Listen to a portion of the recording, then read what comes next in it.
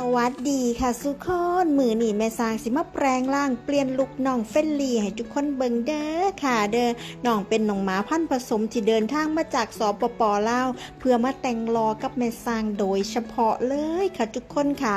ลักษณะเส้นขนน้องก็เป็นขนเส้นน้อยๆลมๆเหมือนชิสุนี่แหละค่ะทุกคนค่ะคุณพ่อกับคุณแม่น้องก็มาพร้อมแบบทรงที่อยากได้ก็คือทรงแกะสันหนากลมสไตล์เอเชียนฟิวชั่นนั่นเองค่ะทุกคนค่ะช่วงนี้งานเอเชียนฟิวชั่นแม่สร้างนี่เข้ารัวๆเลยค่ะทุกคนค่ะแต่งยากแต่แม่สร้างก็มักแต่งเด้อค่ะทุกคนแต่งแล้วก็มีความสุขเห็นน้องหน้าตาน่ารักอาบน้ำตัดขนแล้วก็ล่อสวยปุโตนี่แม่สร้างก็มีแห้งหัวใจหลายค่ะทุกคนค่ะอาบน้ำตัดขนน้องเฟลลี่นี่น้องก็ยอมแม่สร้างทุกอย่างเลยค่ะทุกคนจะมันเป็นตาหักตาแพงแห้งจะแม่นเพิ่นอยากรอแห้งค่ะทุกคนค่ะเบิ่งติล่ะจับใส่บายใส่กระโบตีนอยู่ค่ะทุกคนค่ะ